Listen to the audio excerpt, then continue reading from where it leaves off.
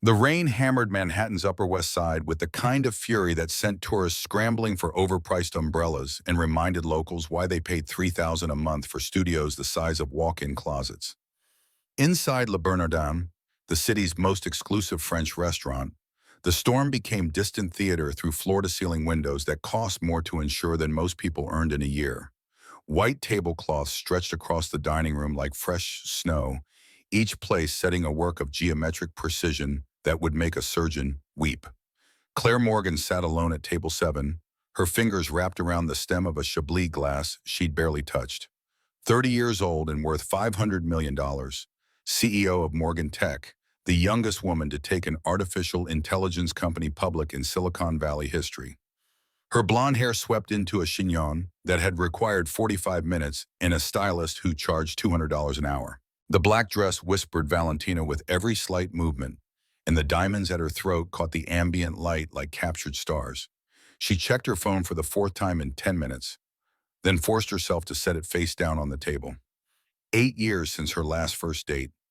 8 years of building an empire from ashes and rage and grief so profound it had carved out her insides and left something hollow that no amount of success could fill.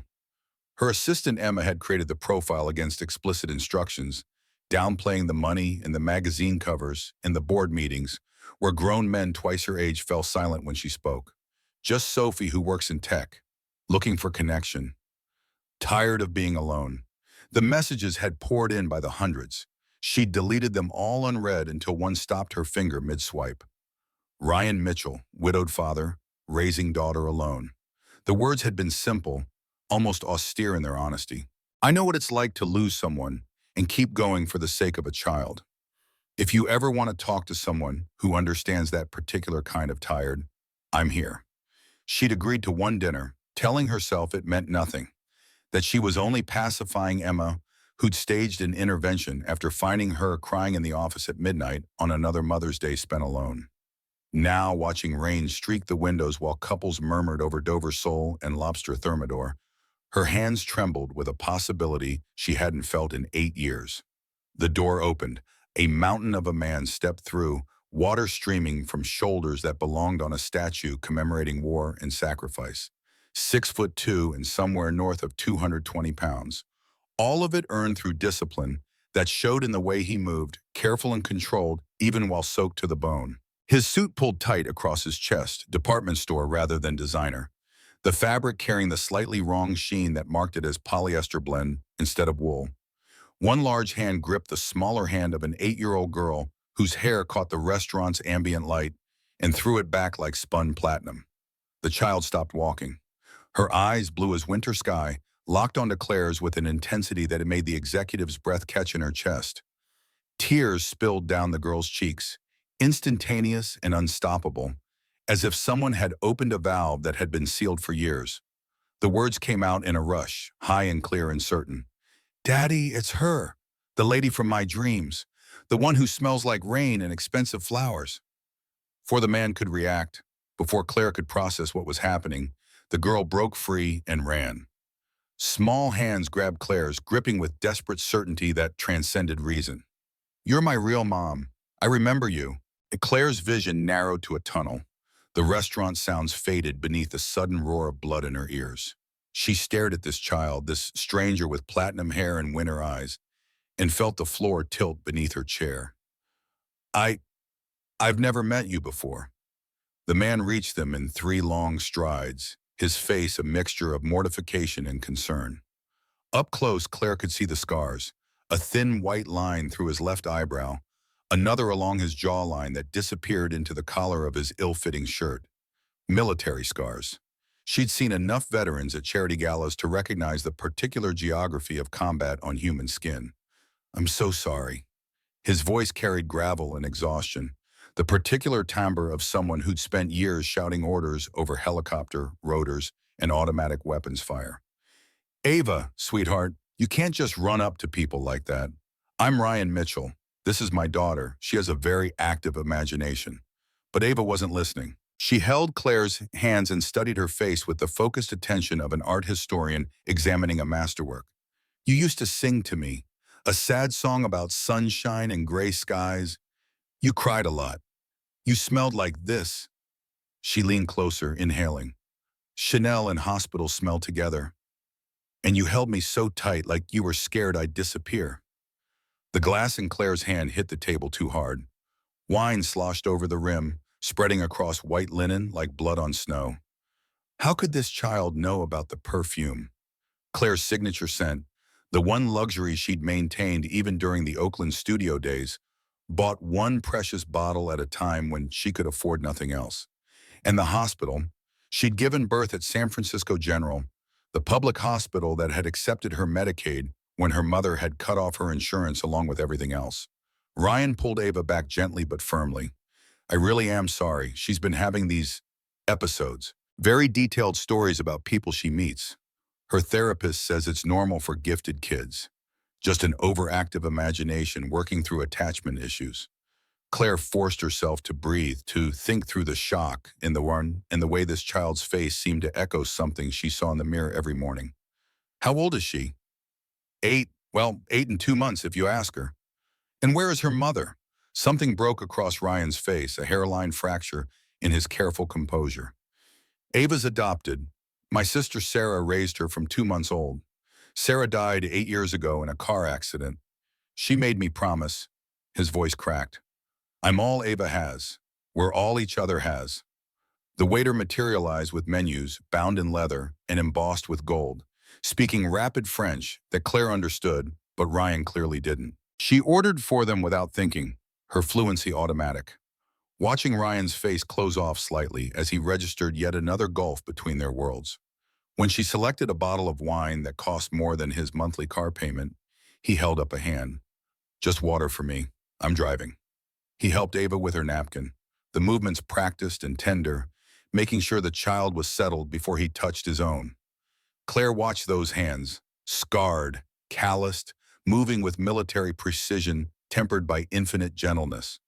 This man had braided that platinum hair, had learned to navigate the complex social dynamics of elementary school, had become both mother and father to a child who wasn't even biologically his.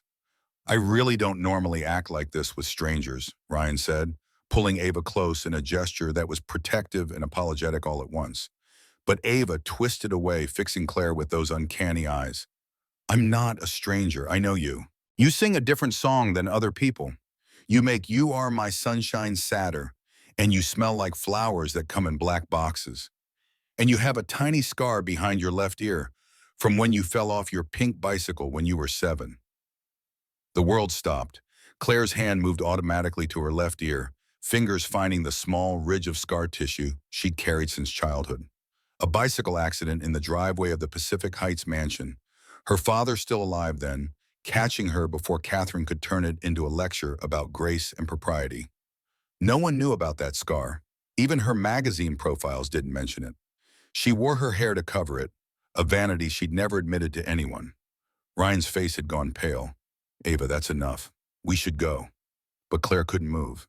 Because this child knew things, impossible things, and because somewhere in the back of her mind, a door she'd welded shut 8 years ago had begun to crack open. Where did you say Ava was born? She wasn't born to us. Sarah adopted her, found her at, he hesitated, at the hospital where Sarah worked. Someone abandoned her in the pediatric emergency room with just a note that said, please love her. The words fell like stones into still water, ripples spreading outward. Which hospital? San Francisco General. The crack became a chasm. 8 years ago, Claire had given birth at San Francisco General, alone and terrified and bleeding out while doctors shouted code blue, and her mother stood in the corner with diamond-cold eyes. They'd told her the baby didn't survive. They'd told her it was better not to see the body. They'd told her lies, apparently, and she'd been too broken to question them. Claire made herself speak through the tightness in her throat. When did your sister find Ava? Ryan pulled out his phone, navigated to a photo album with the careful deliberation of someone still learning technology. Sarah sent me pictures from Afghanistan. The date stamp says March 4th, 2016. 2 in the morning, March 4th. 37 minutes after doctors told Claire her daughter had died. Ava chose that moment to push her platinum hair away from her face, revealing both ears. Behind the right one, just where Claire's scar sat on the left, was a birthmark, small, pale pink, shaped like a crescent moon. Exactly the birthmark that appeared in 5 generations of Morgan women, passed down through the maternal line like a genetic signature. Exactly the birthmark Claire carried. Exactly the birthmark the ultrasound technician had pointed out during her 20-week scan, before Catherine had forbidden her from returning for any further prenatal care. "That's hereditary," Claire whispered, her vision blurred with tears she hadn't given herself permission to shed in years. "Every Morgan woman has it. My mother, my grandmother, my great-grandmother, me. And my daughter would have had it too." The doctors confirmed it during the ultrasound. Ryan stared at the birthmark, then at Claire's ear, then back at his daughter. The color had drained from his face, leaving him gray beneath his tan. "This can't be." But Claire was already fumbling for her phone, hands shaking so badly she nearly dropped it twice. "I need your number. We need to talk. Really talk. Not here." Because the impossible was staring her in the face with winter blue eyes and a hereditary birthmark in knowledge that no 8-year-old should possess. Her daughter Stella, the baby they'd told her didn't survive, the child she'd mourned for 8 years, the ghost that haunted her penthouse and her boardrooms in every empty moment when the work finally stopped, might be sitting across from her in a pink dress and Target shoes, calling a stranger daddy and asking for answers Claire didn't know how to give. The restaurant had faded to irrelevance. Other diners glanced their way, with the particular annoyance of the wealthy who'd paid for an exclusive experience that didn't include crying children and emotional scenes. Ryan seemed to shrink under their stares, his shoulders rounding inward as he registered every expensive watch and designer handbag, every reminder that he didn't belong in this world of $300 wine and prefix menus that cost more than his weekly grocery budget. Claire barely tasted the food when it arrived.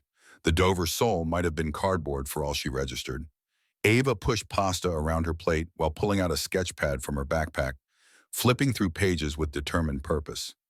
Each sheet showed the same woman's face from different angles, rendered in colored pencil with a skill that seemed impossible for someone so young. Always the same sad eyes, always the same reaching arms, always unmistakably the face looking back from Claire's mirror each morning. "I've been drawing you since I was 3, Ava explained, her child's voice matter-of-fact in the way only children could be when discussing the impossible. She showed Claire a sketch dated 4 years earlier, each page carefully marked with the day it was completed. "Daddy thought I made up an imaginary friend, but I knew you were real. I knew you'd find me, or I'd find you. I wasn't sure how it worked." The drawings made Claire's skin prickle with something between wonder and terror. One showed her in a Stanford sweatshirt she'd worn to tatters during her pregnancy, studying in the library because her studio apartment had no desk. Another depicted an office with a distinctive view, the Transamerica Pyramid in the exact angle visible only from Morgan Tech's executive floor. A third captured her in a hospital bed, face twisted in agony, arms reaching for something beyond the frame's edge. "This is impossible." But Claire's voice carried no conviction, because she was looking at herself pregnant, and no one had seen those photos. Catherine had made sure of that, confiscating Claire's phone for the duration of her pregnancy, cutting her off from everyone who might have documented her shame. Ryan leaned over, studying the drawings with the intensity of someone trying to solve a tactical problem under fire. "Sarah used to say Ava had special sensitivity to people's emotions, that she could read energy or something. I always thought it was just nurse mysticism, you know? But these," he touched the hospital sketch. "How could she know what you looked like pregnant if she's never seen photos?" The question hung between them like smoke. Claire pulled the sketch closer, her designer dress forgotten, the diamonds at her throat feeling suddenly heavy enough to choke her. "I don't know, but I need answers. Real answers. Not what they told me 8 years ago." Her phone was already out, fingers moving through contacts with the muscle memory of someone who'd built an empire on making impossible things happen through sheer force of will and unlimited resources. "I'm calling my legal team. I want every record from San Francisco General from March 3rd, 2016. Every signature, every form, every security camera feed. If someone sneezed in that hospital that night, I want to know about it." Ryan's hand closed over hers, stopping the call mid-dial.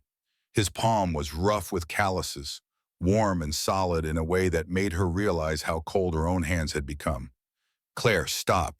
Think about what you're doing. If we start pulling hospital records, asking questions, digging into adoption paperwork, Ava's life gets turned upside down. Everything she knows about who she is, where she came from. I spent 8 years thinking my daughter was dead. The words came out harder than she'd intended, edged with all the rage she'd buried beneath ambition and success in the carefully constructed armor of a woman who'd been told she wasn't allowed to grieve. 8 years, if there's even a chance, then we do this carefully. Ryan's voice carried the particular authority of someone accustomed to making life and death decisions under pressure. We get a DNA test first.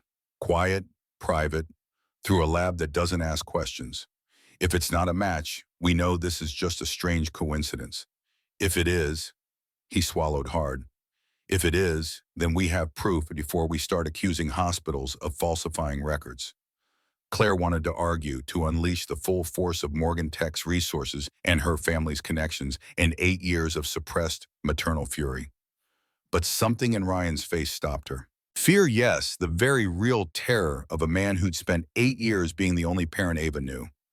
Facing the possibility of losing her to biology and money and legal battles he couldn't hope to win, but also love, fierce and protective and completely selfless. The kind of love that put a child's well-being above everything else, even your own heart. Okay. She forced herself to breathe, to think like a CEO negotiating a merger instead of a mother who'd just found her ghost. DNA test first, but I'm paying for expedited processing. I can't wait weeks. I can't let you pay for everything. I'm not doing this for you. The words came out sharper than intended, and she saw him flinch.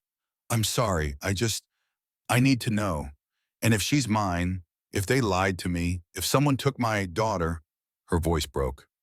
I need to know.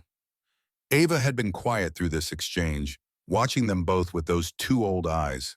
Now she reached across the table and took both their hands, linking them together. Her small fingers felt impossibly fragile, bird-bone delicate, but her grip was certain. I already know what the test will say. You're my mom, you sang to me. You loved me, and then something bad happened and you thought I was gone. But I wasn't. Aunt Sarah found me and kept me safe until you could find me again. That's what happened. I've always known. The certainty in her voice made Claire's chest ache. This child had spent 8 years dreaming about a mother she'd never met, creating an entire mythology around a woman who'd held her for maybe 30 seconds before the darkness came. And Claire had spent 8 years mourning a daughter she'd been told was ash in a ceramic urn, building an artificial intelligence empire on the foundation of her rage at a universe that had stolen the one thing she'd wanted more than anything. They left Le Bernardin in a strange procession, the CEO in her Valentino dress, and the personal trainer in his ill-fitting suit, and the 8-year-old girl who might be the bridge between them. The valet brought Claire's Tesla and Ryan's 12-year-old Camry with the same professional courtesy, though Claire caught the slight curl of his lip as he handed Ryan the keys to a car that probably needed new brake pads and definitely needed a paint job. I'll text you the lab information, Claire said, rain soaking through her dress in the 30 seconds it took to reach her car. Tomorrow morning, if you're available. The one I use is discreet. Ryan nodded, already soaked, looking like he wanted to say something but couldn't find the words. Ava pressed her face against the Camry's window, palm flat against the glass, and mouthed two words that Claire lip-read more than heard. Love you. She drove home to her penthouse in Soma, the city lights blurring through rain and tears until she couldn't tell which was which. The apartment spread across the entire top floor of a building that had won architectural awards, floor-to-ceiling windows offering views from the Golden Gate Bridge to the Bay Bridge, every surface carefully curated by an interior designer who charged more per hour than most people made in a week. It was beautiful and empty and echoing, a monument to success that felt like a mausoleum. In her bedroom, she opened the drawer of her nightstand and pulled out a small velvet box. Inside, cushioned on black silk, lay a silver bracelet barely 2 inches across. Tiffany Sterling, engraved in script so fine it looked like whispered words. Stella. She'd bought it 6 months into her pregnancy, the one luxury she'd allowed herself when she was working 3 jobs and eating ramen for dinner and refusing her mother's increasingly threatening phone calls. She'd slipped it onto her daughter's wrist in those final moments before the darkness came, had whispered promises she'd meant to keep. They'd returned it to her in a plastic evidence bag 3 days later, when she'd finally been stable enough to leave the hospital, along with a death certificate and a small ceramic urn, allegedly containing ashes, and Catherine standing in the corner of her hospital room with the particular coldness that came from never having to touch anything messy or human or real. Claire hadn't opened the urn in 8 years. It sat on a shelf in her walk-in closet, hidden behind shoeboxes, a piece of her life she couldn't face and couldn't throw away. Now she wondered what was actually inside. If Catherine had managed to falsify death certificates and move babies between hospital departments, what else had she been willing to do to protect the Morgan family reputation? Her phone rang at 2 in the morning. Emma's name flashed on the screen, which meant there was a crisis at Morgan Tech that required immediate executive attention. Claire let it go to voicemail. For the first time in 8 years, the company could wait. Her daughter, possibly impossibly her daughter, was alive somewhere across the city, sleeping in a bedroom Claire had never seen, calling another man dad, and everything Claire had built suddenly felt like it mattered less than getting answers to questions she'd been too broken to ask. The DNA lab was in Palo Alto, tucked into a medical complex that served Silicon Valley's wealthy and paranoid. Claire had used it before when acquiring companies, verifying claims about founders' health that might impact valuations. They offered same-day results for clients willing to pay premium rates, and they didn't ask questions about why you needed genetic testing done with absolute discretion. Ryan and Ava arrived in the Camry looking exhausted. The girl had dressed carefully in what was probably her Sunday best, a dress that was slightly too small, shoes that had been polished but showed their age. Ryan wore jeans and a button-down that had been ironed with military precision, his hair still damp from a recent shower. They looked like what they were, working-class people trying to look presentable for something they knew was important but didn't fully understand. Claire had come straight from a board meeting, still in her power suit and heels, her armor firmly in place. The receptionist barely glanced up from her computer, already expecting them. Morgan Money bought a lot of things, including absolute discretion and zero waiting time. The technician, a woman in her 50s with kind eyes and efficient hands, swabbed the inside of Ava's cheek with professional gentleness, then did the same to Claire. The whole process took less than 5 minutes. The waiting would take 8 hours, expedited processing with priority lab access, another bill that would make Ryan wince if he ever saw it. They sat in a coffee shop across the street because none of them could face going home to wait. Ava drew in her sketchbook while Ryan and Claire attempted conversation that kept circling back to the impossible situation they'd found themselves in. Sarah was a good person, Ryan said, stirring sugar into coffee that had long since gone cold. She wouldn't have participated in anything illegal. If Ava was really abandoned, if she really found her in the ER with just a note, then someone else put her there. Claire's voice was flat, stating facts the way she did in board meetings when the numbers didn't lie, no matter how much people wanted them to. Someone who had access to labor and delivery, who knew I'd just given birth, who could move a newborn from one department to another without raising questions. Your mother? The name hung between them like an accusation. Claire thought about Catherine Morgan, matriarch of Morgan Pharmaceuticals, a woman who'd built her life on controlling everything and everyone around her with ruthless efficiency. A woman who'd told her only daughter that a grandchild would be an embarrassing complication to the family reputation.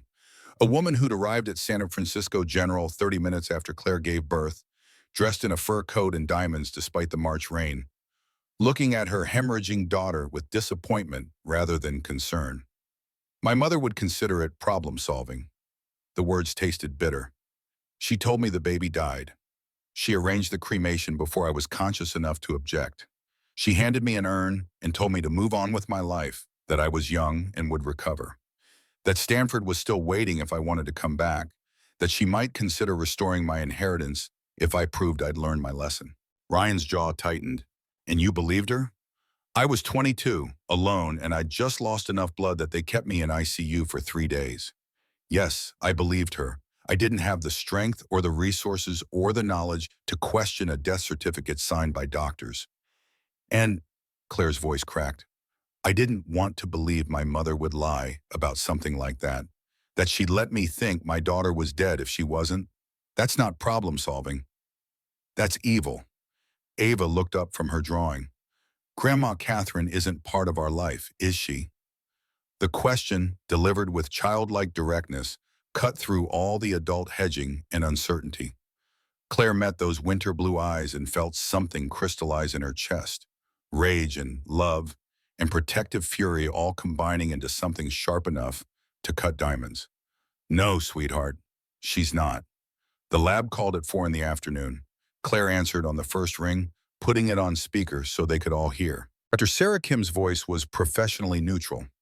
The tone of someone who delivered life-changing news often enough to know that emotional distance was the only way to survive the job. Ms. Morgan, Mr. Reed, the results are conclusive. Ava Reed shares 99.9% genetic markers with Claire Morgan. She is without doubt your biological daughter. The coffee shop sounds faded. Somewhere a barista called out orders. Somewhere a customer complained about foam consistency. Somewhere the world kept spinning on its axis, indifferent to the fact that Claire's entire reality had just shattered and reformed into something new and terrifying and impossibly, wonderfully real. My baby. The words came out broken. My Stella, you've been alive all this time. Claire reached for Ava and found herself sobbing into platinum hair that smelled like drugstore shampoo and little girl sweat and everything she'd been missing for 8 years. The child wrapped small arms around her neck and held on with the certainty of someone who'd been waiting for this moment since she was old enough to know something was missing. I told you, Ava whispered. I told you I'd find you. Ryan sat very still, his scarred hands flat on the table, his face doing complicated things that Claire couldn't read through her tears. When she finally looked up, she saw fear there, raw and undisguised, the terror of a man who just heard that he might lose everything that mattered. But she also saw something else, relief maybe, or vindication. The proof that Ava's strange dreams and impossible knowledge weren't signs of trauma or mental illness, but memories of something real. So what do we do now? His voice was rough. Because legally I adopted Ava through Sarah's will. I've been her sole guardian for 8 years. And you? He gestured at Claire's suit, her watch, the Tesla visible through the window. You have resources I can't compete with. If you want to take her, I don't want to take her from you. Claire forced herself to let go of Ava, though every instinct screamed to hold tighter. You raised my daughter. You kept her safe when I couldn't. You taught her to read and tie her shoes, and whatever else fathers teach their daughters. I can't just erase that. I won't. But she's yours. Ryan's eyes were red-rimmed. Biologically, legally if you push it, if you get lawyers involved. Then we both get lawyers involved. Claire's CEO voice kicked in, the tone she used when negotiating billion-dollar contracts and hostile acquisitions. Joint custody, you're her father, I'm her mother. We figure out how to co-parent like adults. We put Ava first, and we find out who lied to me 8 years ago and why, because someone owes me answers. Dr. Kim's voice came through the speaker, carefully professional. I should mention that the genetic markers show something else. The crescent-shaped birthmark you both referenced, it's tied to a specific chromosomal marker that appears in only 0.001% of the population, passed exclusively through the maternal line. I've documented 5 generations of Morgan women carrying it. The probability that this is coincidence approaches 0. Claire thought about her mother, her grandmother, her great-grandmother, with their matching birthmarks and their matching coldness. Generations of Morgan women who'd been taught that family reputation mattered more than messy human emotion. Catherine would have known about the birthmark, would have seen it during the ultrasound if she'd bothered to attend any of Claire's prenatal appointments, would have known that any child of Claire's would carry the Morgan genetic signature like a brand. And she told Claire the baby was dead anyway. I need to see all the hospital records from that night, Claire said. Everything. Admissions, discharges, every patient who came through labor and delivery and pediatric emergency. Every staff member who was working, security footage if it still exists. My lawyers can get court orders. That'll take time, Ryan interrupted, and it'll alert whoever covered this up that you're looking. If your mother really did falsify records, she'll have lawyers too. Better to go in quiet first. See what we can find before anyone knows we're looking. He was right, which irritated Claire because she'd built her entire career on overwhelming problems with superior resources and refusing to accept limits. But this wasn't a corporate acquisition. This was her daughter's life, and someone had already demonstrated a willingness to lie and falsify documents and play God with an infant's existence. Going in loud might just give them time to destroy evidence or create new stories. Okay, we go quiet first, but I'm hiring a private investigator, someone who knows how to pull records without leaving footprints. And I want to talk to everyone who was working that night, nurses, doctors, janitors, anyone who might have seen something. Ava had been quiet through this discussion, alternating between drawing and watching them both with those two observant eyes. Now she pushed her sketch pad across the table. The current drawing showed three figures holding hands: a tall man with broad shoulders, a woman in business clothes, and a small girl with platinum hair connecting them. Above it, in careful block letters, "My family." I get both of you now, right? I don't have to choose? Claire looked at Ryan. He looked back. Between them sat 8 years of separate histories, different worlds. A daughter neither of them could imagine giving up.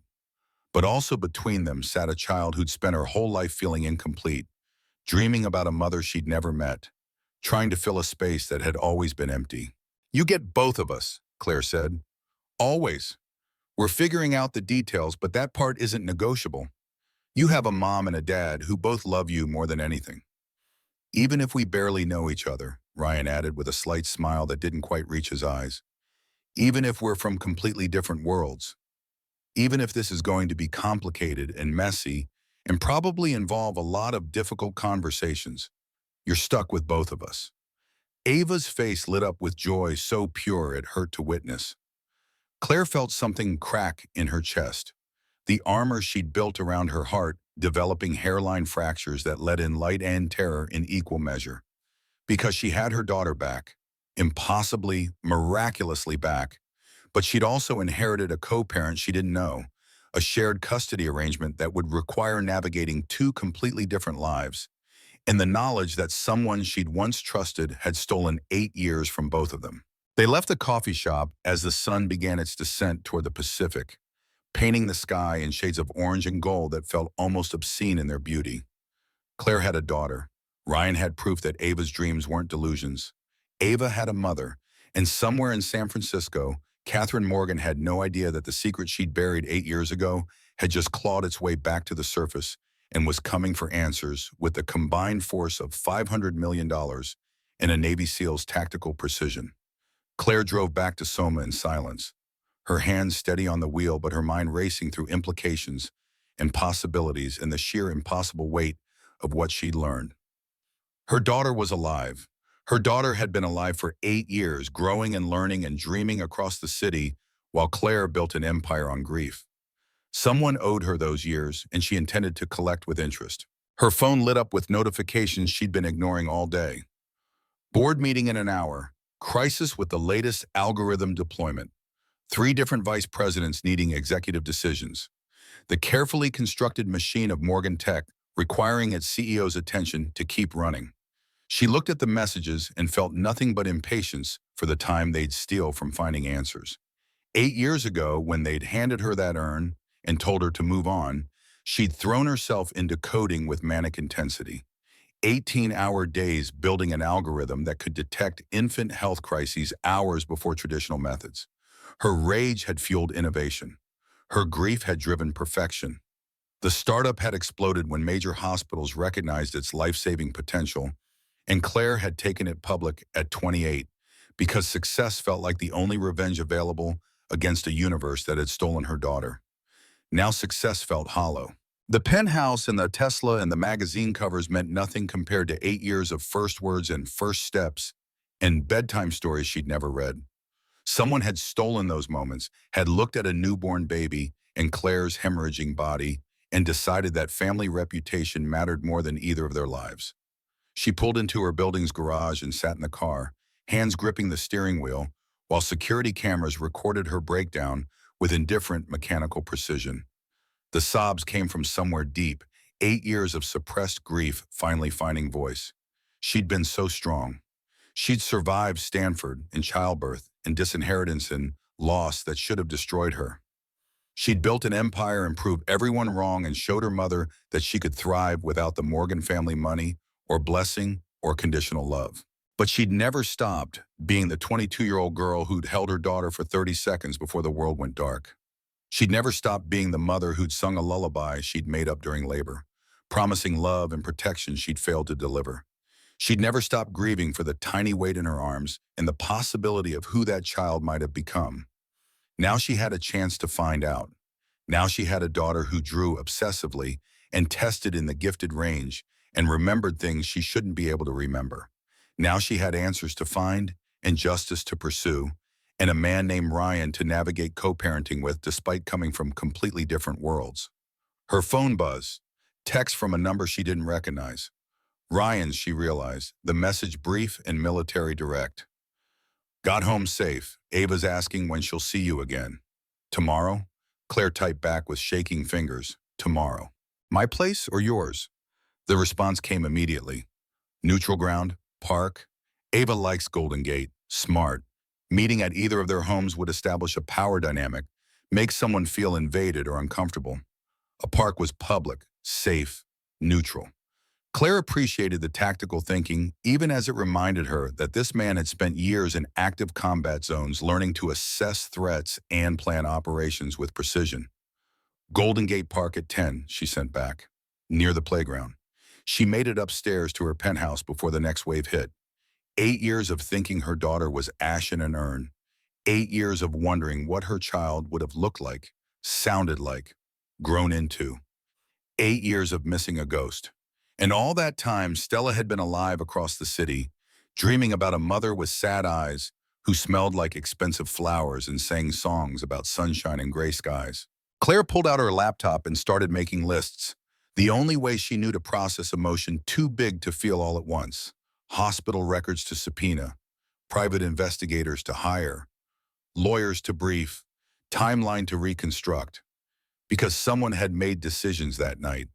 Decisions about Claire's body, her daughter's life, the truth they'd both been told. Someone had looked at a hemorrhaging mother and a newborn baby and seen a problem to be solved rather than human beings deserving of honesty and choice. She was going to find out who, and then she was going to make sure they understood exactly what they'd stolen and what it had cost. Not through scandal or public exposure that would hurt Ava, Ryan was right about that, but through private consequences delivered with the surgical precision of someone who'd built an empire from ashes and never forgotten how to turn rage into results. Her daughter was alive. Nothing else mattered except keeping her safe and finding the truth and learning how to be the mother Stella, Ava, deserved despite missing 8 years of practice. Claire pulled up photos from the coffee shop on her phone, studying her daughter's face with the intensity of someone memorizing scripture. Those eyes, that birthmark, that certainty that she'd known all along who her real mother was, even when everyone told her the dreams were just imagination. Tomorrow she'd see Ava again. Tomorrow they'd start figuring out what co-parenting looked like when one parent was worth $500 million and the other drove a 12-year-old Camry. Tomorrow they'd begin building something new from the wreckage of 8 years apart. But tonight, Claire let herself feel the full weight of what she'd lost and found. The grief and joy and rage all mixing together until she couldn't tell where one ended and another began. Her daughter was alive. The rest they'd figure out together. 3 days of digging through hospital records revealed nothing but bureaucratic walls and sympathetic administrators who couldn't release patient information without court orders that would take months to obtain. Claire sat in her office overlooking the bay, surrounded by lawyers who kept explaining privacy laws and HIPAA regulations and the impossibility of what she was asking them to do. She listened with half her attention while scrolling through background checks on every staff member who'd worked San Francisco General's maternity ward on March 3, 2016. Ryan called during her 4th consecutive meeting with legal counsel. His voice carried the flat exhaustion of someone who'd spent sleepless nights running tactical scenarios that all ended badly. I know someone, Jake Harrison. We served together in Afghanistan. He's a hospital administrator now, works at UCSF Medical Center. If anyone knows how to navigate hospital politics and find information that doesn't want to be found, it's Doc. Claire dismissed her lawyers with a wave and pulled up everything she could find on Jake Harrison in 30 seconds of concentrated searching. Former Navy combat medic, honorable discharge, currently Assistant Director of Patient Services at one of San Francisco's premier medical facilities. Clean record, stellar reputation, the kind of person who'd built a second career on the foundation of military discipline and genuine desire to help people. Can he be trusted? Ryan's laugh was bitter. I trusted him with my life in Kandahar, multiple times. If Doc says he'll help, he'll help. And if he can't help directly, he'll know who can. They met Jake at a bar in the Mission District, the kind of place that served craft beer to tech workers who wanted to feel connected to the neighborhood's working-class roots without actually experiencing any of the struggle. Jake turned out to be shorter than Ryan but broader, built like someone who'd spent years carrying wounded soldiers across hostile terrain. His handshake was firm, his eyes assessing Claire with the particular attention of someone who'd learned to evaluate threats and assets in seconds. So you're looking for information about a birth 8 years ago at SF General. Information that someone with significant resources doesn't want you to find. Jake took a long pull from his beer. That's not a small ask, brother. That's career ending if it goes wrong. Claire leaned forward, every inch the CEO who'd built an empire on making impossible deals. Name your price, consulting fee, speaking engagement, research grant for whatever department you want. I can move money in ways that won't trace back to this conversation. Jake's expression didn't change, but something shifted behind his eyes. Keep your money. Ryan saved my life in Helmand Province when I caught shrapnel from an IED. I've been waiting 8 years for a chance to return that favor. But I need to know what we're really looking for here, because if this is about covering up someone's mistake or settling a score, it's about finding out who told me my daughter was dead when she wasn't. Claire's voice came out harder than intended. Someone falsified a death certificate, moved a newborn from labor and delivery to pediatric emergency, and listed her as abandoned so my sister-in-law could adopt her. I want to know who gave those orders and why. Jake whistled low. That's not just medical malpractice. That's criminal conspiracy. And if it happened at a public hospital with a county oversight, there would be multiple people involved. Doctors, nurses, administrators, maybe even legal counsel. You don't disappear a baby without infrastructure. But his eyes had gone thoughtful, calculating probabilities and angles. There's someone you should talk to. Martha Chen, retired nurse who worked labor and delivery at SF General for 30 years. She left nursing about 3 years ago, lives in Daly City now. Word is she's been carrying guilt about something from her last years on the job. Drinking too much, not sleeping. The kind of weight that comes from knowing something you weren't supposed to see. Claire already had her phone out, pulling up property records and contact information with the efficiency of someone who'd built a career on finding leverage points and exploiting them. Martha Chen, 68 years old, owned a modest condo in Daly City's working-class neighborhood. Divorced, one adult son living in Seattle, pension from the county hospital system. They drove to Daly City in Ryan's Camry because Claire's Tesla would announce their arrival like a declaration of wealth in a neighborhood where most people were one paycheck from disaster. The building was aging but maintained, the kind of place where residents took pride in keeping their small corner of the world clean even when larger systems failed them. Martha's condo was on the 3rd floor, accessible by stairs that smelled like industrial cleaner and decades of other people's cooking. She answered on the 3rd knock, a small woman with gray hair and tired eyes, who looked at Ryan's military bearing and Claire's expensive coat with immediate suspicion. But when Claire mentioned March 3rd, 2016, something broke across Martha's face. Relief mixed with terror, the expression of someone who'd been waiting for this conversation and dreading it in equal measure. I've been wondering when someone would come asking. Martha's apartment was sparse, decorated with family photos that stopped around 3 years ago, as if she'd lost interest in documenting her life around the same time she'd left nursing. 8 years I've been waiting. 8 years living with what I saw. She made tea with shaking hands, the ritual giving her something to do while finding the courage to speak. Claire forced herself to wait, to let the silence stretch, even though every instinct screamed to demand immediate answers. Ryan sat perfectly still, using the particular patience of someone who'd spent hours on sniper duty waiting for the right moment to act. There was a young woman that night, early 20s, blonde, alone and terrified. She came in around 10 p.m., already in active labor and hemorrhaging badly. No family, no support, just her and the baby trying to survive. Martha's voice had gone distant, narrating events she'd clearly replayed thousands of times. She gave birth around 11:30. The baby wasn't breathing at first. Blue, not moving. We thought we'd lost her, but Dr. Morrison got her back, did everything right, and suddenly there was this perfect baby girl crying her lungs out. Claire's hands clenched around her teacup hard enough that she was mildly surprised the ceramic didn't crack. That was Stella, fighting for her first breaths while Claire hemorrhaged in the bed and doctors shouted about blood pressure dropping and possible hysterectomy. The mother was unconscious from blood loss, critical condition, maybe 50-50 odds. And then this woman arrived, expensive clothes, jewelry that cost more than I made in a year, carrying herself like she owned the hospital and everyone in it. She pulled Dr. Morrison aside and I heard them arguing. The apartment felt too warm suddenly, air thick with 8 years of suppressed truth finally finding voice. Martha's hands trembled as she set down her teacup with enough force to slosh liquid onto the coffee table.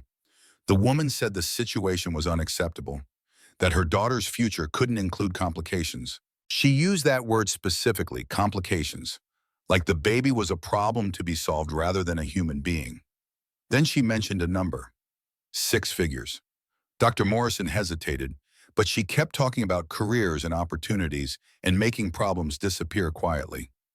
Ryan's jaw had gone tight, the particular stillness that preceded violence or the superhuman effort to restrain it. Claire felt similar rage building in her chest, cold and precise and absolutely certain. Catherine, her own mother standing in a hospital room while her daughter nearly died, negotiating to make a grandchild vanish like a balance sheet error. What happened to the baby? Martha's eyes filled with tears. They told the mother the baby died. Dr. Morrison signed a death certificate that was complete fiction. I saw him do it, saw him backdate the time and mark cause of death as complications from premature birth when the baby was perfectly healthy. Then he had orderlies transfer the infant to pediatric emergency and list her as Jane Doe, abandoned outside the hospital entrance with a note saying, "Please love her." The room swam. Claire gripped the armrest of Martha's worn sofa and forced herself to breathe through the vertigo. They'd listed Stella as abandoned specifically so Sarah could adopt her through the system, could give her a legal identity that erased any connection to Claire Morgan and the scandal of Stanford dropout single motherhood. Why didn't you say something? Because I was terrified. Martha's voice broke. Dr. Morrison was chief of obstetrics. The woman, your mother, I'm guessing, had the kind of power that could destroy careers with a phone call. I was 6 years from retirement, raising my grandson because my son couldn't get his life together. And I needed that pension more than I needed to be right. So I kept my mouth shut and told myself the baby was going to a good home, that maybe it was better this way. She looked at Claire with red-rimmed eyes begging for absolution that Claire had no intention of giving. I'm sorry, I've been sorry for 8 years. But sorry doesn't give you back what was stolen. It just means I'm one more person who chose wrong when it mattered. They left with Martha's written statement, notarized that afternoon by an attorney who asked no questions when Claire transferred enough money into his retainer account to buy absolute discretion. The statement detailed everything: times, names, descriptions of Catherine's fur coat and diamond necklace, and the particular cruelty of a woman who could watch her daughter hemorrhage while negotiating her grandchild's disappearance. Back in the Camry, Ryan drove in silence while Claire stared at the bay waters and processed the confirmation of what she'd already known in her bones. Her mother had stolen Stella, had paid a doctor to falsify records and move her granddaughter like merchandise, and let Claire believe she'd failed as a mother before she'd even begun. We need more than one retired nurse's testimony. Ryan's tactical mind was working the problem, breaking it into components that could be addressed through planning and execution. We need documentation, hospital records showing the falsification, bank records proving the payment, security footage if it still exists. And we need Dr. Morrison on record admitting what he did. Claire was already on her phone coordinating with lawyers who specialized in medical malpractice and criminal conspiracy.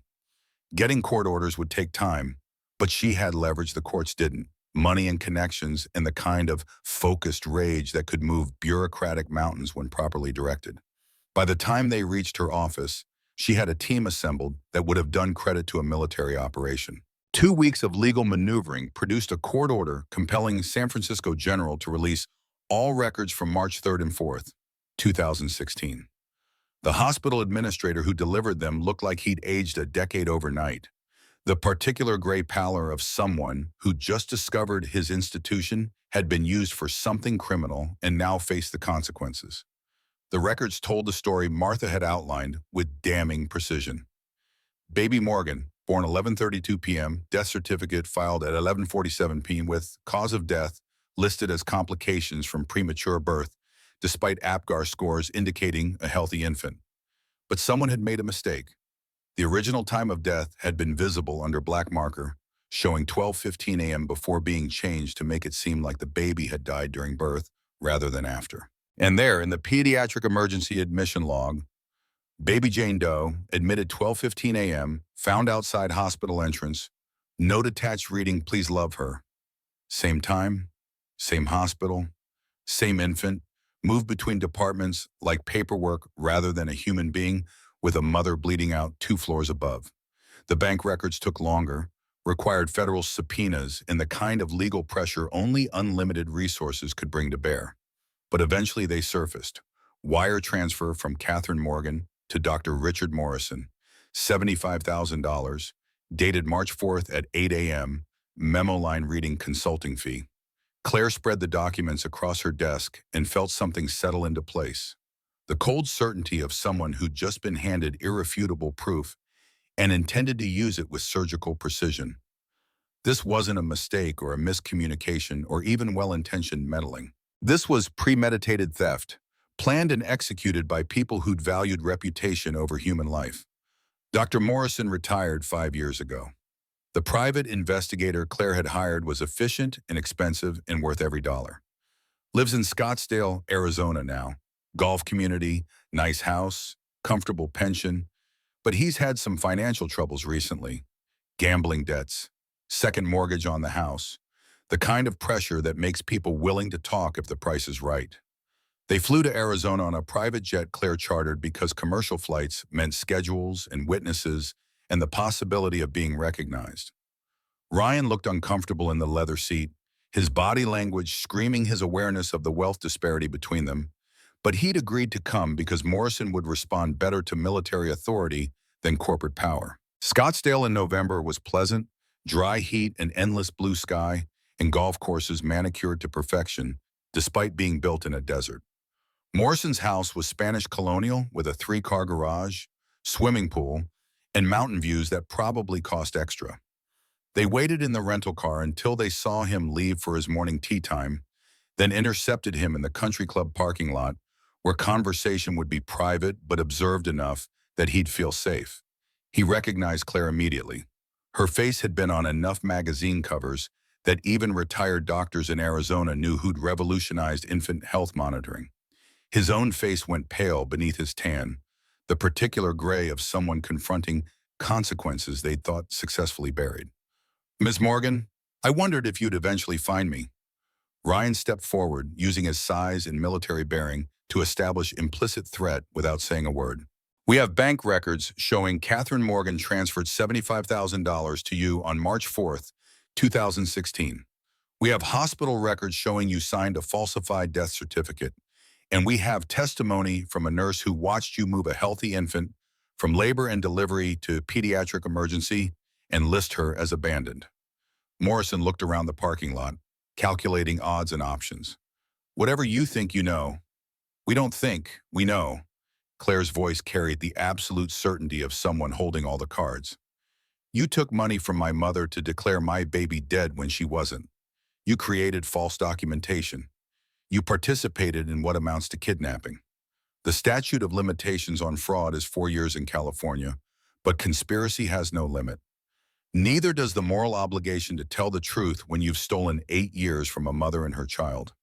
She let that sink in, watched Morrison's face cycle through denial and anger, and finally resignation. You can cooperate, or we can go to the FBI and the state medical board and every news organization in California. Your choice. But understand that I have resources and motivation and absolutely nothing to lose at this point. You're going to tell me everything, or I'm going to make sure your comfortable retirement ends in criminal prosecution.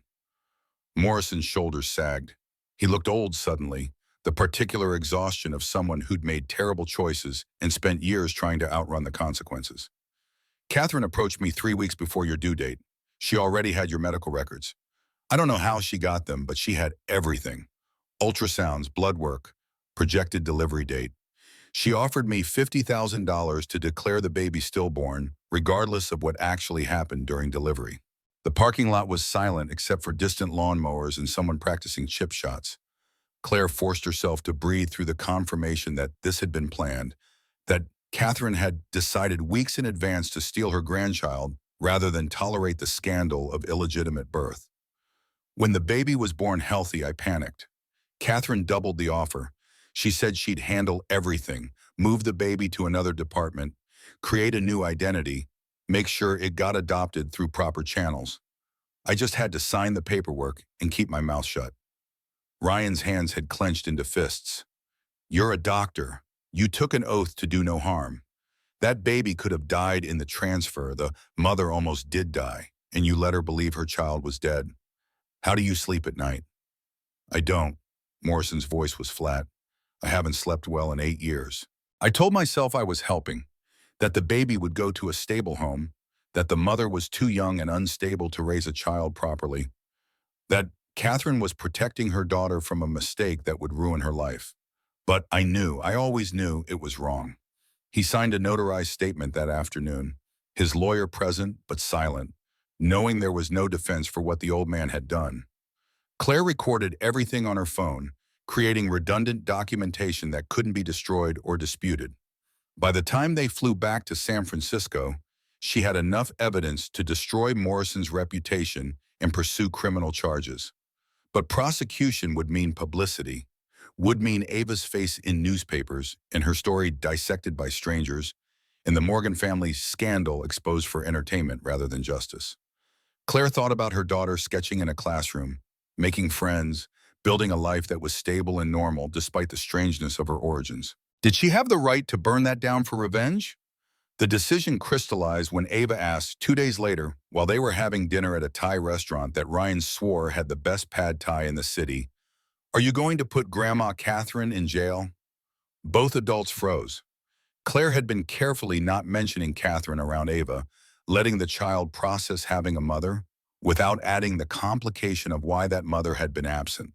But Ava was gifted, perceptive, and had apparently been paying more attention to whispered conversations and legal documents left on coffee tables than anyone had realized. Would you want me to? Ava considered this with the seriousness of someone whose opinion had been asked and respected. I think I want her to admit she was wrong, that she hurt people, but putting her in jail won't give you back the 8 years. It'll just make me that girl, the one from the scandal. And I like being just Ava, who's good at math and draws pictures and has 2 parents now instead of 1. Ryan met Claire's eyes across the table. They'd been texting daily, coordinating schedules and sharing photos of Ava and slowly building the infrastructure of co-parenting. But this was different. This was making a decision together about justice and mercy and what their daughter needed more than revenge. Then we don't go public. Claire's voice was steady despite the rage still burning in her chest. But we don't let it go either. We confront Catherine privately. We make sure she knows we know. And we make sure there are consequences even if they're not criminal prosecution. She called her mother's office the next day and was unsurprised to be put through immediately. Catherine Morgan didn't avoid conflict. She managed it with ruthless efficiency, the same way she managed everything else in her perfectly controlled life. Claire, I assume you're calling about the regrettable situation with the adoption paperwork. My lawyers have reviewed the matter and determined that everything was handled legally at the time.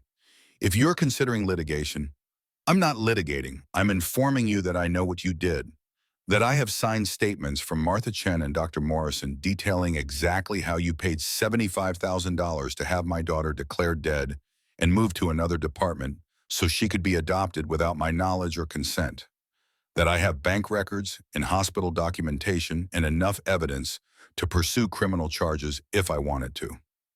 Silence on the other end, the first time in Claire's memory that Catherine had been rendered speechless.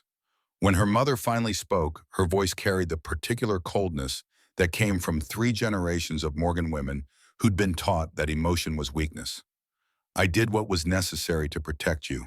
You were 22, pregnant, alone, about to throw away Stanford and every advantage you'd been given for an illegitimate child. I gave you the opportunity to succeed without that burden. Look what you've accomplished. Morgan Tech, $500 million, youngest female CEO in Silicon Valley. Would you have done that with a baby on your hip? I would have been happy. The words came out with absolute certainty. I built Morgan Tech to fill the hole you created. I worked 18-hour days because going home to an empty apartment meant facing what you'd stolen. Every algorithm I developed, every life my company saved, it was all compensation for the one life you took from me. So no, I wouldn't have been a billionaire CEO. I would have been a mother, and that's what I wanted. Catherine's breathing was audible now, the slight hitch that meant she was accessing that she might actually face consequences for once in her carefully managed life. If you pursue this publicly, Ava becomes a spectacle, her entire life defined by scandal. Is that really what you want for her? What I want is for you to admit you were wrong, to acknowledge that you stole 8 years from your daughter and your granddaughter because you valued reputation more than human beings. And then I want you gone from our lives, permanently. She hung up before Catherine could respond, her hands shaking with adrenaline and the shocking realization that she'd just severed the last connection to her birth family. Whatever else Catherine had been, cold, controlling, occasionally cruel, she'd been Claire's mother. And now she was nothing, cast out of a life she'd tried to orchestrate like a balance sheet that refused to reconcile according to her specifications. Ryan found her an hour later sitting in her office, staring at the bay without seeing it. He'd brought coffee from the shop downstairs and sat beside her in silence until she was ready to talk. The comfort of his presence without demands or questions reminded her why Ava had bonded with him so completely. This man understood that sometimes strength meant bearing witness to someone else's pain rather than trying to fix it. I told Catherine she's not part of our lives anymore, that we have all the evidence we need, but we're not pursuing criminal charges because Ava doesn't need the publicity. And I hung up on her, which is probably the first time anyone has ever dared to do that to Catherine Morgan. Ryan's slight smile was the first crack in the tension. How did that feel? Terrifying, liberating, like I finally have control over my own life instead of living in reaction to her expectations. Claire sipped the coffee and let the bitter warmth ground her. But also sad because she'll never admit she was wrong. She'll rationalize this until her dying day as tough love that gave me opportunities I wouldn't have had otherwise. And maybe she'll be right. Maybe I needed to lose everything to find the drive to build Morgan Tech. But I'd trade every dollar and every achievement for 8 years with my daughter. They sat in silence while the sun tracked across the bay and the city moved through its daily rhythms below. Eventually Ryan spoke, his voice careful with the weight of a question he'd clearly been considering for some time. We need to figure out the custody arrangement, officially, with lawyers and paperwork and all the legal framework that protects Ava if something happens to either of us. Because right now, I'm her legal guardian through Sarah's will, but you're her biological mother with DNA evidence and resources I can't match. If you wanted to take her, I don't want to take her from you. Claire turned to face him fully. You raised my daughter. You kept her safe and loved and stable when I couldn't. You taught her to read and tie her shoes and whatever else fathers teach their children. I won't erase that or push you out because biology says she's mine. She's ours. Both of ours. and we need to figure out how to co-parent like adults who put her first. Relief broke across Ryan's face like dawn. Joint custody, 50-50. You're her mother, I'm her father. We work out schedules and schools and all the complicated logistics of two separate households. We probably drive each other crazy in the process, but we figure it out because Ava deserves both of us. Claire's lawyer drafted the paperwork that week, formal joint custody with equal decision-making authority, and a schedule that balanced Ava's needs against two very different lives. Claire bought a house in Redwood City, deliberately choosing modest instead of mansion. A four-bedroom craftsman within walking distance of Ava's school. Not the penthouse overlooking the bay, not the architectural showpiece that would announce her wealth like a declaration of war. Just a house where her daughter could have a bedroom and a yard, and neighbors who weren't separated by security systems and doormen. Ryan looked at the house and then at Claire with something complicated in his expression. Gratitude mixed with discomfort. The particular tension of someone accepting help while maintaining his dignity. I can't afford half of this. You're not paying half. I'm buying a house for our daughter that's close to her school and has space for both of us to be present in her life. There's a master suite on the main floor and another upstairs. We each get our own space, and before you argue about charity or handouts, consider that fighting over money wastes time we could spend actually parenting. They moved in during Thanksgiving week, Ryan packing his meager possessions from the apartment he'd shared with Ava for 8 years, while Claire hired movers to transport carefully curated furniture that wouldn't feel sterile or intimidating. Ava got to choose paint colors for her room and helped arrange books on shelves and declared the house perfect, with the certainty of someone who'd finally gotten everything she'd been dreaming about. That first night, the three of them sat in the kitchen eating takeout pizza because neither adult knew how to cook anything more complicated than boxed macaroni. Ava drew pictures of their new house while Ryan and Claire worked through the logistics of schedules and responsibilities with the awkward formality of business partners who hadn't quite figured out how to be family. I need to be transparent about something. Ryan's voice carried the weight of confession. I'm not comfortable with you paying for everything. My salary is $45,000 a year. I can cover groceries and utilities and my share of basic expenses, but I can't match you dollar for dollar on anything bigger. And I need to feel like I'm pulling my weight, not just, he gestured around the kitchen with its granite countertops and professional-grade appliances. Not just living off your money. Claire understood the pride beneath the words, the particular masculine dignity that came from being raised to be the provider, even when circumstances made that impossible. Then we split household expenses proportionally. You cover what you can reasonably afford, I cover the rest. No scorekeeping, no keeping track. We're not roommates splitting rent. We're parents making sure our daughter has stability and safety. Your contribution isn't just financial. It's everything you've taught her and the father you've been when I couldn't be there. Something eased in Ryan's shoulders. They worked out a system that night, Ryan handling daily household tasks and Ava's routine while Claire covered the mortgage and larger expenses. Imperfect but functional, the kind of compromise that let both of them maintain dignity while putting their daughter first. The weeks that followed were an education in how little Claire actually knew about being a mother. Ryan had 8 years of experience embedded in muscle memory. He knew Ava needed 3 stuffed animals arranged in specific order to sleep, that she hated having her hair brushed but would tolerate it during her favorite TV show, that her silence meant something was wrong while excessive chatter meant everything was fine.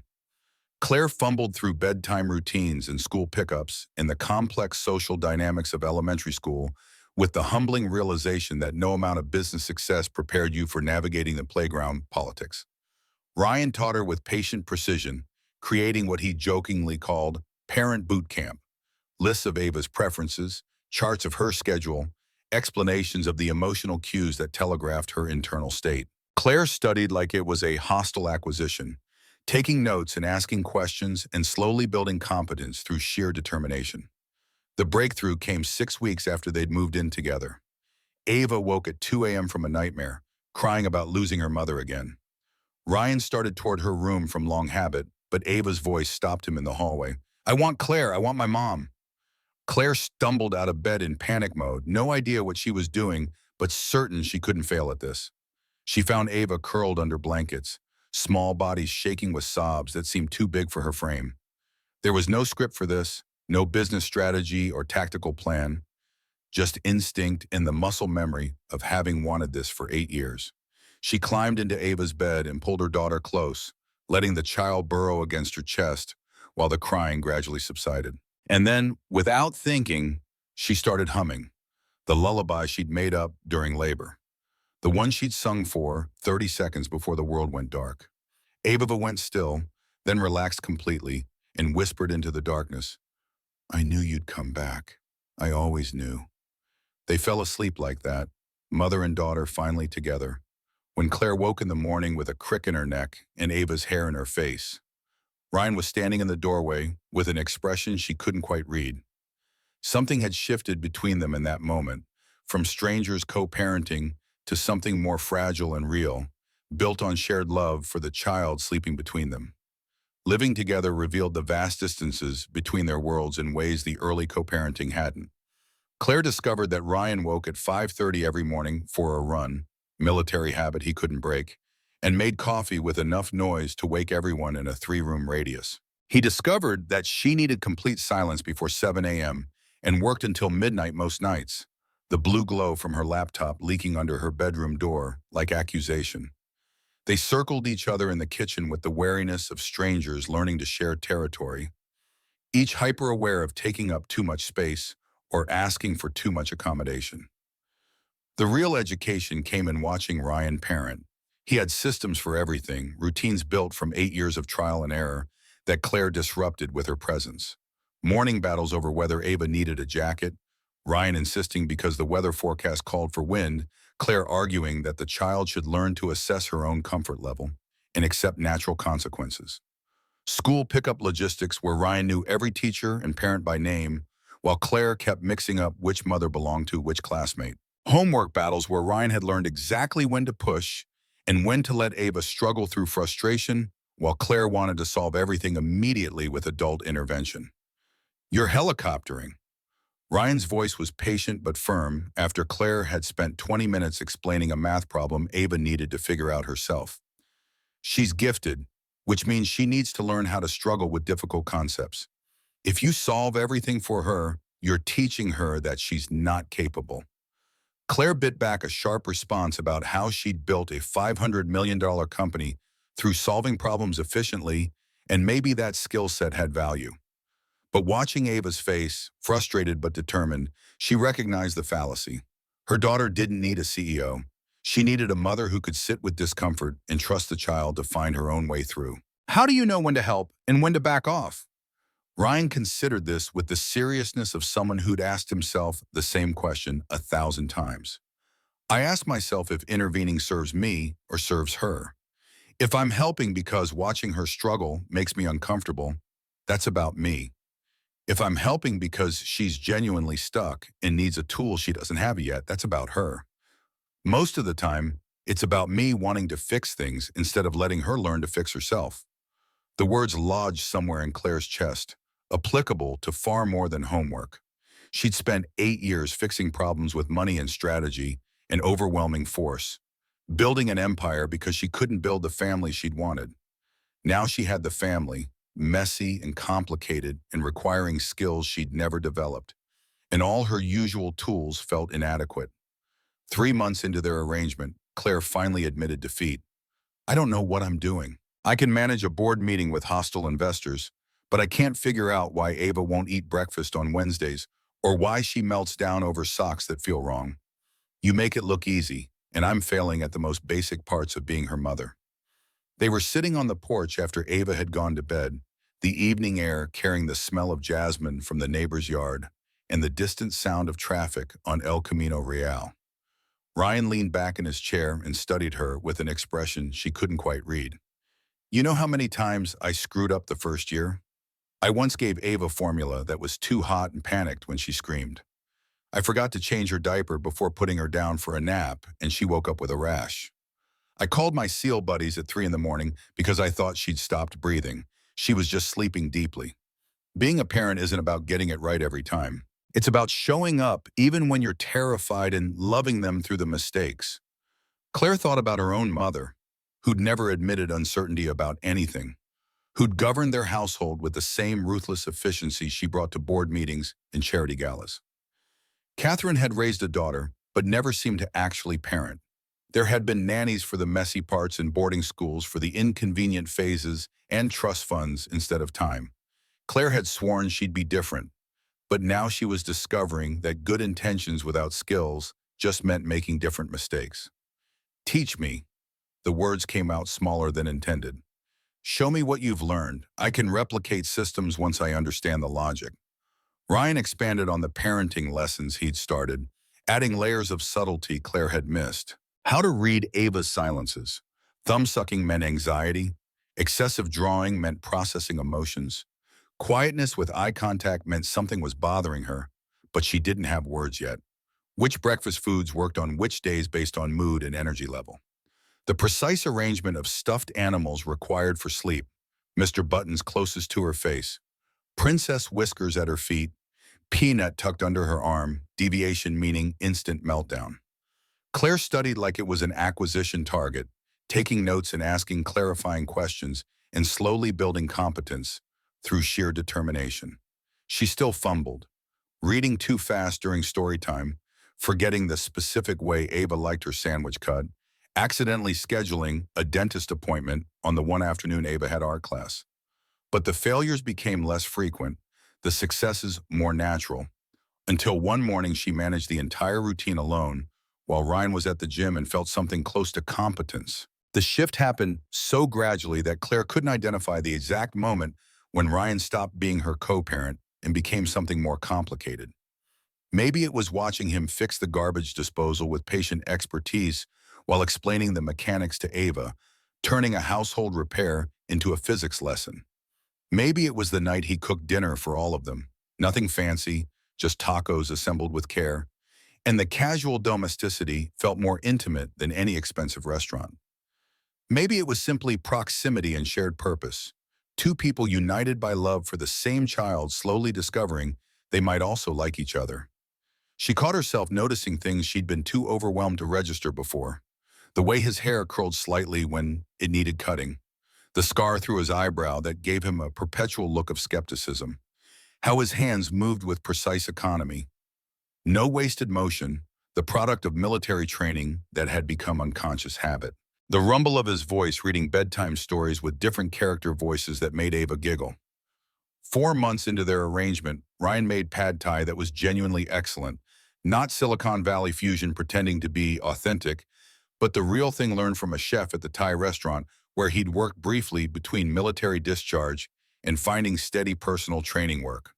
They ate at the kitchen table with Ava chattering about a substitute teacher who'd let them have extra recess, and Claire felt something dangerous bloom in her chest. This was what she'd wanted 80 years ago. This exact configuration of family dinner and shared space and someone who knew how to make her daughter laugh. Where did you learn to cook like this? Ryan's smile was slightly embarrassed. YouTube, mostly, and trial and error. Ava was a picky eater when she was younger, so I had to get creative. Turns out, following recipes is basically like following tactical plans. Measure twice, execute once, adjust based on results. That night, after Ava was asleep, Claire poured 2 glasses of wine and found Ryan on the porch scrolling through tomorrow's client schedule on his phone.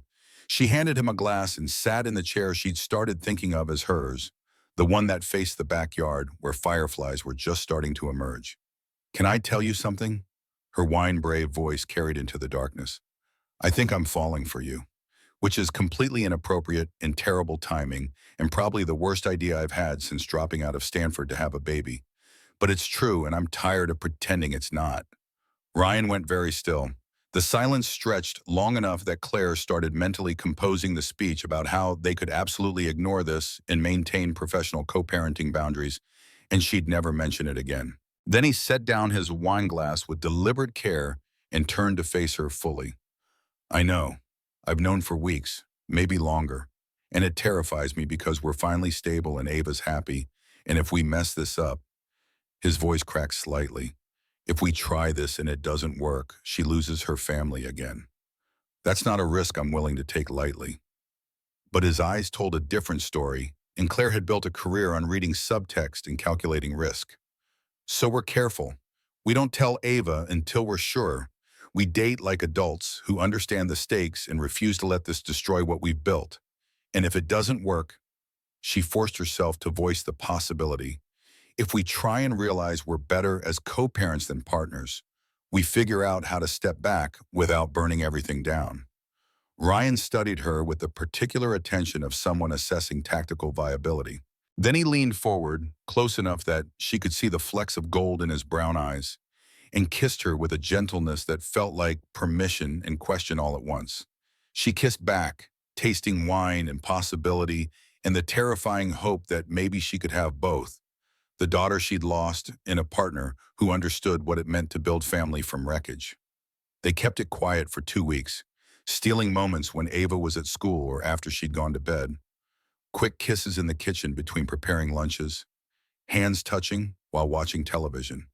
Whispered conversations on the porch about hopes and fears and whether they were making a catastrophic mistake.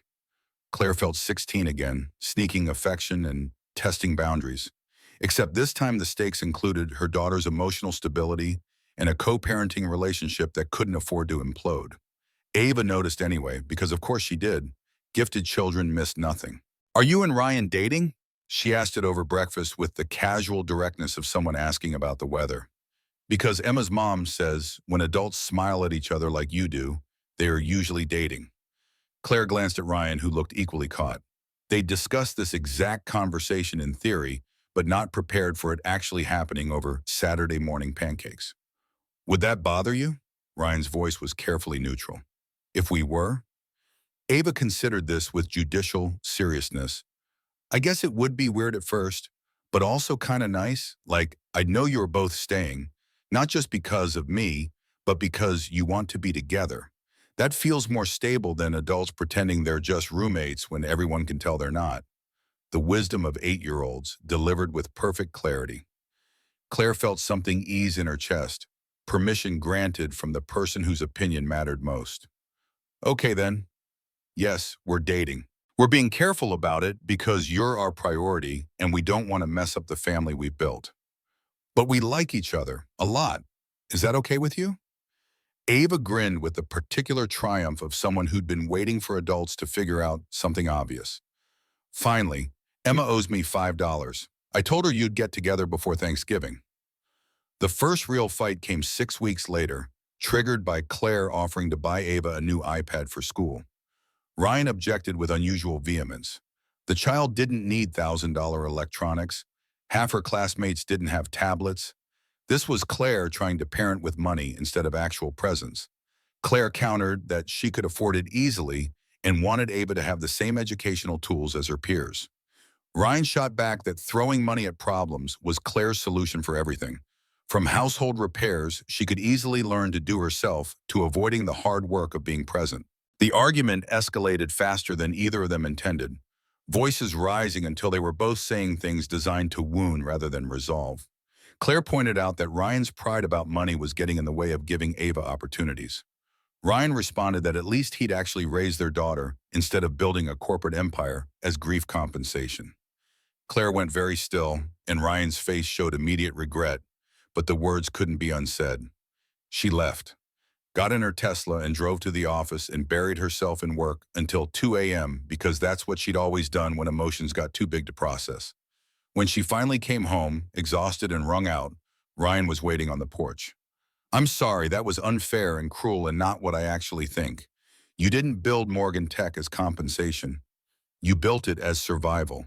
And now you're learning to be Ava's mother despite missing 8 years of practice, which takes more courage than anything I've done." Claire sank into her chair, too tired to maintain anger. "But you weren't entirely wrong. I do use money to solve problems because that's the tool I'm best with. And sometimes that makes me lazy about learning to fix things myself or sit with discomfort or be present when being present is hard." They sat in silence while the night insects sang and the neighbor's cat prowled through shadowy gardens. Eventually, Claire spoke into the darkness, voicing the fear she'd been carrying since the moment Ava had called her mom. "I'm terrified I'll never catch up. That I'll always be the parent who showed up late and doesn't know the invisible history you share with her. That she'll love you more because you were there when I couldn't be. And I'll spend the rest of my life being grateful for your generosity while resenting that you got the years I wanted. Ryan reached across the space between their chairs and took her hand. You want to know what keeps me up at night? That someday Ava will realize she has a mother who's brilliant and successful and can give her opportunities I never could. That she'll outgrow needing me because you can provide everything: college tuition, international travel, connections that open doors I don't even know exist. That biology and resources will eventually matter more than the years I spent learning to braid hair and navigate elementary school politics. The honesty cut through remaining tension like a blade through silk. They were both terrified of the same thing: being insufficient, being replaced, losing the child they'd each loved in different ways and different times. The recognition created space for something other than competition. So we agreed to be scared together. Claire's voice was steadier now.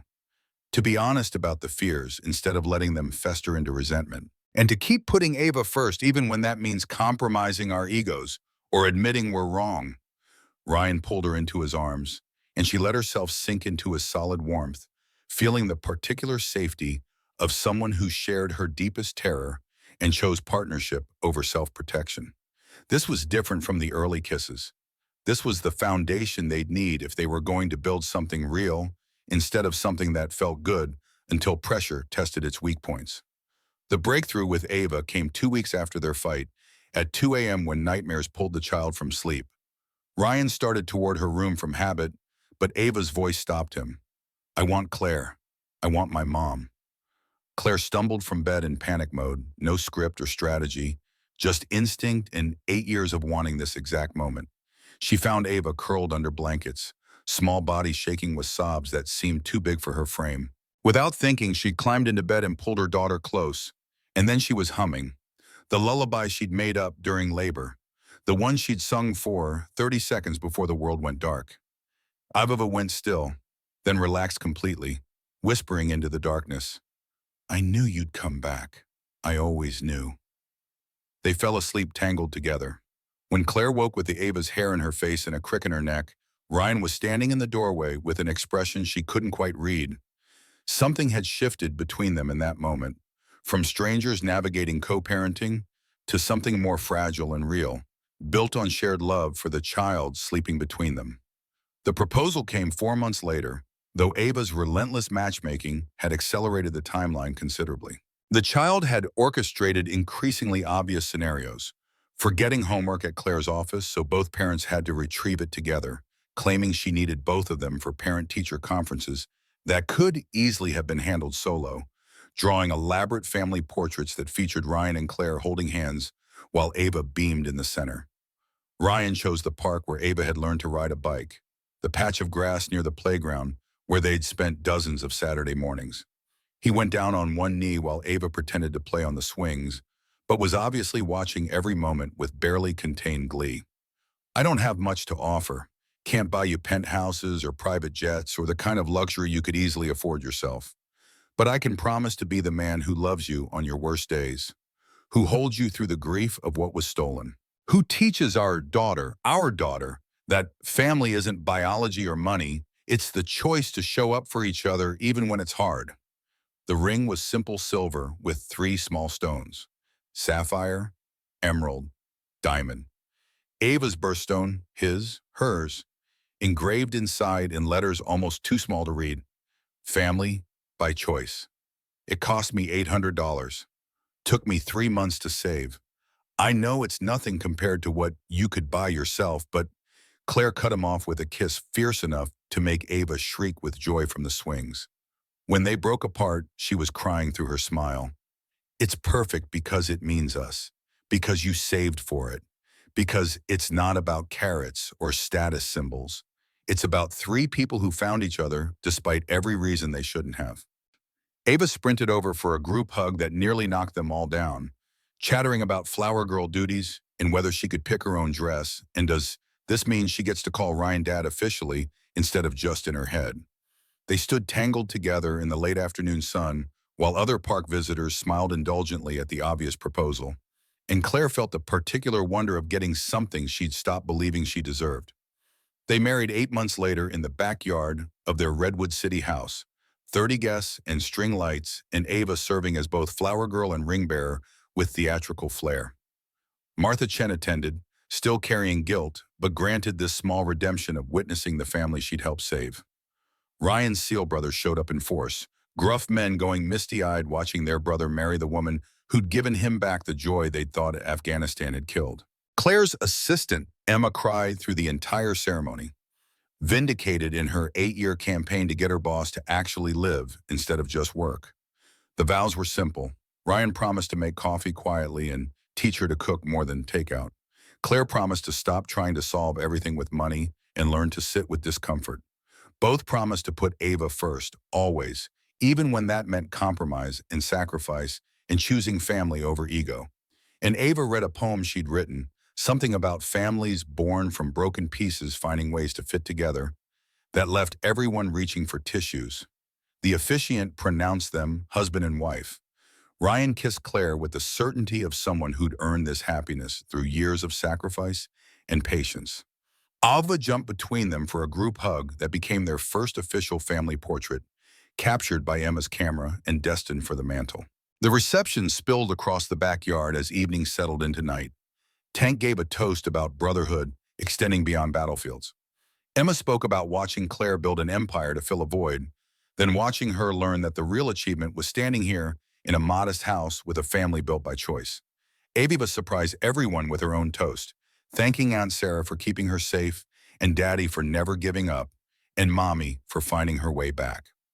Claire danced with Ryan as fireflies emerged, and neighbors' music drifted over fences, and she understood with perfect clarity that this was the life Catherine had tried to prevent. This exact moment, dancing in a backyard that wasn't impressive enough for magazine spreads, married to a man who drove a 12-year-old Camry, surrounded by people who valued love over reputation. Her mother had stolen 8 years thinking she was protecting the family name. Instead, she'd created this, a family that needed no protection because it was built on truth instead of appearances. 18 months later, Claire stood in what had been the guest room and was now a nursery painted soft gray with white clouds. Her hand rested on the swell of pregnancy that still felt miraculous after so much loss. Ava pressed her ear against Claire's stomach, talking to her baby brother about all the things they'd do together, all the ways she'd teach him to be brave and kind and never doubt he was wanted. His name is Silas, right? After Aunt Sarah? Ryan wrapped his arms around both of them from behind, and Claire felt the particular completion of having everything she'd once thought was ashes in an urn. Silas Reed Morgan, your brother. He'll never know anything except belonging. On the shelf above the changing table sat 3 photos in matching frames. Sarah holding newborn Ava with fierce protective love. Claire and Ryan's wedding day, hands clasped and promises made. And an ultrasound image of Silas, grainy but unmistakably human, proving that second chances sometimes came with interest. The silver bracelet that had started everything lived in a shadow box on the wall. The one Claire had slipped onto her daughter's wrist 30 seconds before the world went dark, engraved with Stella in script, beginning as whispered promises. Below it, words Claire had commissioned. Some circles, once broken, can be made whole again through faith and stubbornness and refusing to accept the lies we're told about what's possible. Ava would grow up knowing the truth about Catherine's theft and Sarah's love and Ryan's sacrifice in Claire's 8-year mourning. But she'd know it as history rather than wound, context for who they'd become rather than definition of who they were. And Silas would never question his place in a family that had fought so hard to exist. That evening, they ate dinner in the kitchen that had stopped being anyone's territory and become simply theirs. Ava told elaborate stories about playground politics that required extensive background on who was friends with whom this week versus last. Ryan added Parmesan to everyone's plates with the unconscious ease of someone who'd learned their preferences. Claire checked her phone once, saw 17 unread emails, and deliberately set it face down because Morgan Tech would survive without her for one meal. This was what she'd wanted 8 years ago when she'd held Stella for 30 seconds and promised to be a good mother. This exact thing, family dinner and shared laughter, and someone who knew how she liked her pizza. Catherine had stolen it thinking she was solving a problem. Instead, she created 8 years of suffering that ended here, in a kitchen in Redwood City, with a family she tried to erase, choosing each other every single day. Happy? Ryan's question was simple, but his eyes carried the weight of everything they'd survived to reach this moment. Claire thought about the penthouse she'd lived in during her CEO-only years, empty and echoing and perfect for magazine spreads, but terrible for living. Thought about board meetings and late-night coding sessions and the particular loneliness of success achieved alone. Thought about 8 years of believing her daughter was Ash, building an empire to fill a void money couldn't touch. More than I knew was possible. She meant it with every atom of her being, because her daughter was upstairs arranging stuffed animals for sleep in the precise order that made her feel safe. Her husband was loading the dishwasher with the patient thoroughness he brought to everything. Her son was swimming inside her, 4 months from joining them. And the family Catherine had tried to erase, the one she'd paid $75,000 to make disappear, was real and solid and choosing each other not because biology demanded it, but because love earned through suffering ran deeper than any genetic accident. The future stretched ahead uncertain. Parenting would present new challenges. The class differences that had caused their first real fight wouldn't disappear just because they'd said vows. Silas would bring sleepless nights and stress that would test them in ways they couldn't anticipate. But they'd face it together, this family forged through conscious choice, proving that sometimes the deepest bonds required no blood relation at all. Claire's hand found Ryan's across the counter, and he squeezed gently, promise and partnership and everything they'd become condensed into one gesture. Upstairs, Ava called goodnight, her voice carrying the particular contentment of a child who knew she was exactly where she belonged. Catherine had tried to write a story about scandal erased and reputation protected. Instead, she'd written this one, about love that survived theft, truth that surfaced despite lies, and family that mended stronger than before the breaking. About a CEO who learned that empires couldn't substitute for human connection, a Navy SEAL who discovered that courage meant more than battlefield heroism, and a gifted child who'd always known her mother would find her if she waited long enough. They'd found each other. And now, finally, they could simply live.